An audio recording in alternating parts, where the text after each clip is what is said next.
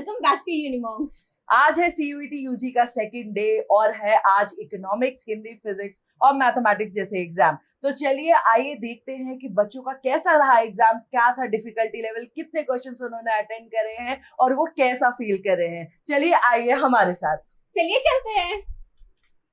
Hello everyone, हम लोग आ चुके हैं CUET UG के मैदान में और यहाँ से कर रहे हैं ग्राउंड रिपोर्टिंग। अभी हमारे साथ स्टूडेंट है जिनका रिसेंटली फर्स्ट शिफ्ट में इकोनॉमिक्स का पेपर जो है वो ओवर हुआ है। तो चलिए जानते हैं कि उनका एक्सपीरियंस कैसा रहा है। Hello, hi, my self Mohammad Adil. Hello Mohammad, आपका कैसा रहा इकोनॉमिक्स का एग्जाम? का पेपर मॉडरेट था। अच्छा, टफ था नहीं। हाँ, मतलब इजी टू मॉडरेट कहेंगे या मॉडरेट टू हाई कहेंगे, कैसा कहेंगे आप? मॉडरेट टू हाई कहूँगा, उतना भी इजी नहीं था, तो ठीक था, मॉडरेट था। ओके, कैसे क्वेश्चंस लगे आपको? क्वेश्चंस सब सही थे। लेंदी क्वेश्चंस थे, इजी और लेंदी क्वेश्चंस थे? लेंदी नहीं थे, फैक्चुअल थे। फैक्चुअल थे, मतलब नॉलेज अगर जिसको होगा तो वो कर लेगा इजीली। जिसने NCERT को अच्छे से रीड किया है ऊपर और मॉक लगाया है तो उसके लिए सही है। अच्छा, ठीक है, ओके। आपने CUET का कोचिंग लिया था क्या कहीं से? नहीं, सेल्फ स्टडी किया था। तो सेल्फ स्टडीज के लिए आपने बुक्स प्रेफर करी थी या ऑनलाइन? मैंने लिया था अड्डा 24/7 का सब्सक्रिप्शन लिया। अच्छा, ओके, फाइन। पढ़ा था। Okay, fine. उसके बाद आप कौन सी यूनिवर्सिटी टारगेट कर रहे हैं? DUV करते हैं। सेकंड प्रेफरेंस कौन सी होगी? सेकंड प्रेफरेंस वैसे है जामिया मिलिया इस्लामिया है जी, और यूनिवर्सिटी ऑफ हैदराबाद, उसके लिए तो जनरल टेस्ट लगता है। हाँ, बिल्कुल। और क्या कहते हैं, दिल्ली यूनिवर्सिटी में भी आपका फेवरेट कॉलेज कौन सा है अगर हम पूछना चाहें तो? दिल्ली यूनिवर्सिटी में SRCC मिल जाए या फिर BSc मिल जाए या फिर हिंदू। बिल्कुल, बहुत ही रिनाउंड कॉलेजेस हैं दोनों ही, SRCC और कौन सा सेकंड प्रेफरेंस आपने कौन सा बताया? Delhi school of economics. Delhi school of economics, right. और आपका बोर्ड्स और CUET एक साथ प्रिपेयर करने का कैसा एक्सपीरियंस था? अच्छा था, मतलब अगर बोर्ड्स के लिए अच्छे से पढ़े हैं ना तो कहीं ना कहीं काम आ रहा है। अच्छा, मतलब ये सजेशन है कि बोर्ड्स के लिए अगर आपने सही से प्रिपेयर करा है तो आप CUET में इजीली कर सकते हैं स्कोर। तो अच्छे स्कोर की उम्मीद है अभी आपको? बिल्कुल। अच्छा एग्जाम गया है गाइस। तो इकोनॉमिक्स का पेपर अच्छा गया था। और फ्यूचर एस्पायरेंट्स के लिए आपका क्या वो है, 2 सेंटेंसेस? पेरेंट्स के लिए बस लास्ट मोमेंट, लास्ट एक से 1.5 महीना जो होता है ना, कंटिन्यूसली मतलब कंसिस्टेंटली मॉक्स लगाते रहो और बस मॉक्स और रीडिंग करते रहो। अच्छा, क्योंकि इस साल का फैक्चुअल ज़्यादा था तो रीडिंग मैटर करता है। फाइन। चलिए, thank you so much for joining us. और ये था आपके लिए इकोनॉमिक्स पेपर जो देकर आए स्टूडेंट्स, उनका ग्राउंड रिपोर्टिंग इंटरव्यू। अभी हम देखते हैं बाकी लोगों का एक्सपीरियंस कैसा रहा बाकी सब्जेक्ट्स के लिए। यहाँ पे भी बच्चों का चल रहा है इकोनॉमिक्स का एग्जाम। तो चलिए जानते हैं उनके पेरेंट्स से भाई उनकी कैसी जर्नी रही बच्चों की प्रिपरेशन के दौरान पे, कैसे भाई उन्होंने अपने बच्चों को सपोर्ट किया CUET एग्जाम के लिए, और उनके बच्चे कौन सी यूनिवर्सिटी टारगेट कर रहे हैं अपने CUET एग्जाम के बाद। नमस्ते आंटी, आपका नाम? बेबी। अच्छा, आपके बच्चे कौन से सब्जेक्ट एग्जाम दे रहे हैं? इकोनॉमिक्स। तो क्या टारगेट कर रहे हैं वो अपने CUET एग्जामिनेशंस के लिए? कौन सी यूनिवर्सिटी में जाना चाहते हैं? DU में जाना चाहते हैं। सही अच्छा, सब्जेक्ट। तो क्या लगता है हो जाएगा? लगता तो है, बच्चा मेहनत कर रहा है तो उस हिसाब तो लगता है हो जाएगा। चलिए, all the best for you school. तो चलिए जानते हैं भाई बच्चों से उनका क्या कंबाइंड एक्सपीरियंस रहा अपने CUET एग्जाम से लेकर। हेलो बच्चे, नाम क्या है आपका? अक्षता। तो अक्षता, आज इकोनॉमिक्स का पेपर था आपका, कैसा रहा इकोनॉमिक्स का पेपर? मतलब बहुत अच्छा एक्सपीरियंस था, इजी आया था एग्जाम। पेपर मतलब मॉडरेट नहीं था, इजी लेवल पे था। हाँ। तो आप आने वाले जो CUET एस्पिरेंट है उनको क्या एडवाइस करना चाहोगी भाई, कहाँ से प्रिपरेशन करें, इजी पेपर के लिए या मॉडरेट पेपर के लिए? नॉर्मल जो बोर्ड्स के लिए सिलेबस था 11th और 12th का वही आया। मतलब सारा NCERT बेस्ड आया है, NCERT पढ़ के इजीली पेपर क्लियर हो जाएगा। तो आप क्या टारगेट कर रहे हो भाई, दिल्ली यूनिवर्सिटी या और कोई यूनिवर्सिटी टारगेट कर रहे हो? नहीं, DU। कोई कॉलेज प्रेफरेंस? अभी तो नहीं, बट नॉर्थ कैंपस की साइड पे। नॉर्थ कैंपस की साइड पे। तो बेसिकली इकोनॉमिक्स ऑनर्स या BCom वगैरह के लिए आप जाना चाहते हो, तो SRCC एंड लाइक हंसराज वगैरह टारगेट कर रहे हैं, ठीक है। तो क्या लगता है भाई हो जाएगा? होप तो है। कितने क्वेश्चन अटेम्प्ट करके आए हैं? 35 क्वेश्चन अटेम्प्ट कर रहे हैं, मतलब जो आपको लगता है 100% श्योर हो कि सही है। चलिए, all the best for your future. आपको आपका जो ड्रीम कॉलेज है भाई वो मिल जाए। All the best. Hello everyone, आज है CUET UG का सेकंड डे और बच्चे देकर आ रहे हैं फिजिक्स का एग्जाम। तो चलिए उनसे पूछते हैं कि how was their experience, what was the difficulty level of the exam और वो क्या एक्सपीरियंस कर आए हैं। तो hello ma'am, what is your name? Vaishnavi is with us and she has given the physics exam. तो फिर अब पूछते हैं कि how was the difficulty level of the question? Moderate paper. Moderate to easy या moderate to hard? Moderate to easy. If your well versed, it's moderate to easy. Some questions were very simple, direct. There was not much involving tricks or anything. It was direct paper. So the paper was 50-50 like theoretical and the question wala numerical part 50-50 or just it was 60-40 ratio? What was the ratio of it? 60-40. 60-40. Like numericals were less than the theoretical part? No, numericals were more, I think. Numericals were. But were they lengthy or easy or were they like easy to do? They were easy to do, direct formula based. Okay, fine. Good to know that physics paper is good. People are happy, candidates are happy with it. Okay, so what is your dream university? I'm not yet. Let's I'm a say. NEET aspirant, so I just came for CUET. Okay. This question is very basic. I asked this for science students only because science students have many other exams as well, like JEE and NEET, everything. So what made you choose CUET UG? I just wanted to give it a try first. This is my first time giving CUET, so Fine. So this is a new exam and you wanted to navigate through it, that how do we give just it? out of school, so I wanted to give this examination. Fine. I totally understand this.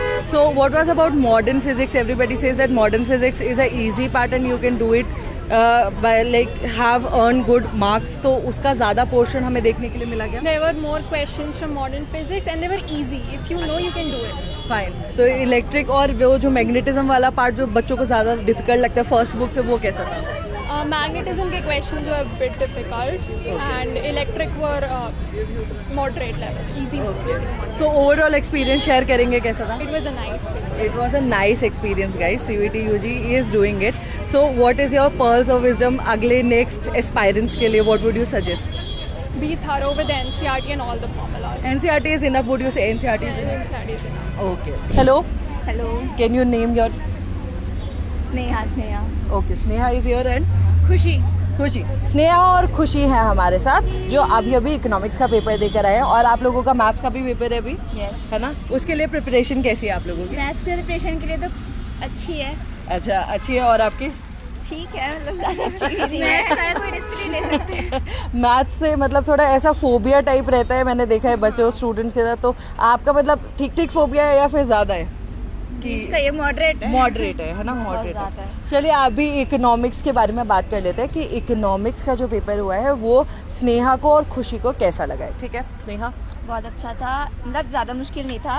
ऐसा भी नहीं था कि बहुत ज़्यादा difficult डाला है, but हाँ ठीक था, अच्छा था. ठीक है. और खुशी? नहीं, पेपर तो ठीक था, मतलब अधिकतर क्वेश्चंस 12th के ही थे और न्यूमेरिकल्स भी इजी थे. बस इंडियन इकोनॉमिक्स में मुझे थोड़ा लगा, लेकिन पेपर अच्छा था, मॉडरेट था. अच्छा, इंडियन इकोनॉमिक्स ज़्यादा आया था या मैक्रो ज़्यादा आया था? इक्वली थे, बराबर ही थे, रेशो सेम था. आपको क्या लगता है? सेम था रेशो. सेम था. आपको डिफिकल्ट कौन सा लगता है पर्सनली? Indian economics. अच्छा, इंडियन इकोनॉमिक्स मैंने सुना है. मैं खुशी आपको भी? इंडियन इकोनॉमिक्स जनरली बच्चों को बहुत ही डिफिकल्ट लगता है, ये देखा है, एनालाइज किया गया है थोड़ा सा. अच्छा, पेपर कैसा रखेंगे आप? मतलब थियोरेटिकल सेक्शन ज़्यादा था या एनालिटिकल न्यूमेरिकल सेक्शन ज़्यादा? थ्योरी ज़्यादा थी. अच्छा, थ्योरी ज़्यादा थी. थ्योरी थी. न्यूमेरिकल तो मतलब मुश्किल से 2 ही 3 होंगे. हाँ, न्यूमेरिकल तो 2 ही थे और अच्छे थे, वो भी इजी थे. इजी थे और लेंदी थे या फिर डिफिकल्ट थे? ज़्यादा कॉन्सेप्ट था. ट्रिक थे बस. अच्छा, ट्रिक थे, सॉल्व कर सकते थे, ज़्यादा हार्ड नहीं था. लेकिन ओके, फाइन. अच्छा, चलिए आप मेरे को ये बताइए कि आपने CUET की प्रिपरेशन कैसे की थी? कोचिंग ली थी. कोचिंग कहाँ से ली थी आपने? मेरे घर के पास में एक सेंटर है, वहाँ से. अच्छा, ओके. खुशी नहीं, आपने? मैंने कोचिंग नहीं ली थी, मैंने बस 12th तक के मतलब कोचिंग लिया. मतलब जो मैंने किया सेल्फ स्टडी है मेरी. क्या आप लोग ये सजेस्ट करेंगे किसी को कि अगर 12th अगर आपने सही से करी है 11th और 12th तो आप सेल्फ 1-1.5 महीने में ये सिलेबस जो इतना वास्ट सिलेबस है वो कवर कर सकते हैं? हाँ, कर सकते हैं, क्योंकि अगर सही से अगर 11th 12th अधिकतर 12th 11th के तो काफ़ी क्वेश्चंस कम है. अच्छा, मतलब 12th अगर हमने सही से की हो तो हम CUET सेल्फ स्टडी पे निकाल सकते हैं. अच्छा. आपका क्या कहना है खुशी इस बारे में, सेल्फ स्टडी के बारे में? सेल्फ स्टडी भी कर सकते हैं, but I think coaching is better, क्योंकि आपको कोई कंसेप्ट समझ नहीं आता, क्योंकि काफ़ी बच्चे 11th 12th भूल जाते हैं करके, मेरी तरह.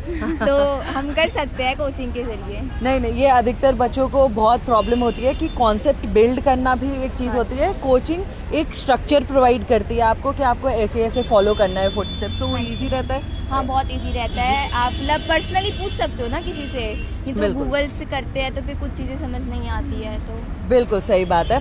अब आप मुझे ये बताइए दोनों की बोर्ड्स और CUET के लिए जब आप साथ में प्रिपेयर कर रहे थे तो क्या आपको कोई परेशानी उसमें महसूस हुई? जो भी डिफ़िकल्टी हुई तो वो शेयर कीजिए प्लीज़.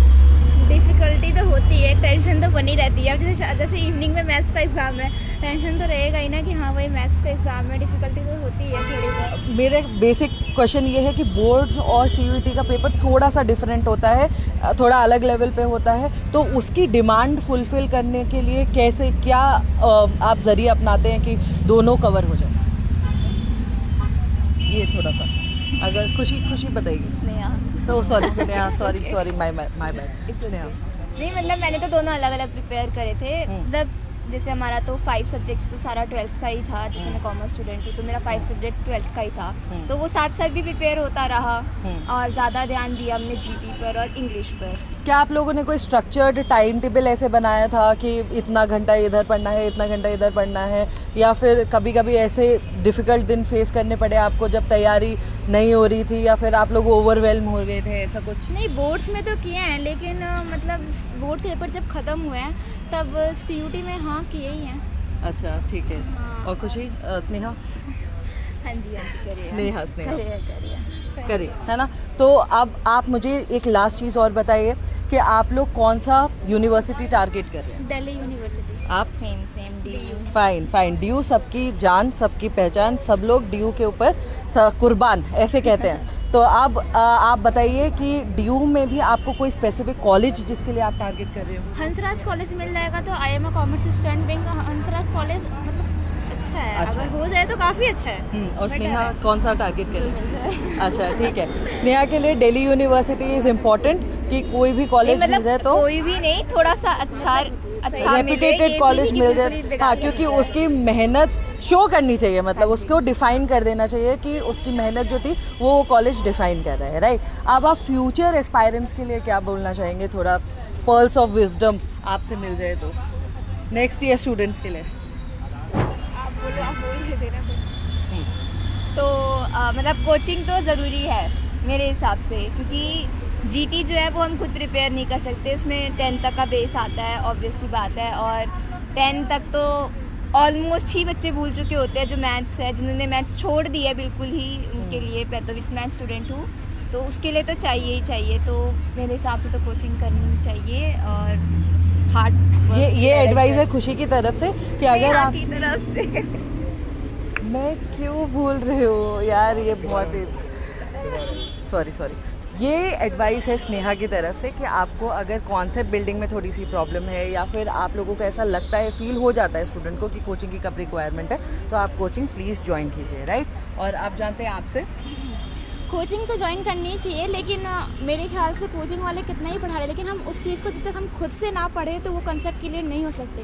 क्योंकि मेरे साथ ऐसा हुआ है अभी, हालांकि 12th के बोर्ड में ही, मतलब गांधी मार्केट में लर्नर्स पॉइंट RKM काफ़ी फेमस है, सुना ही होगा।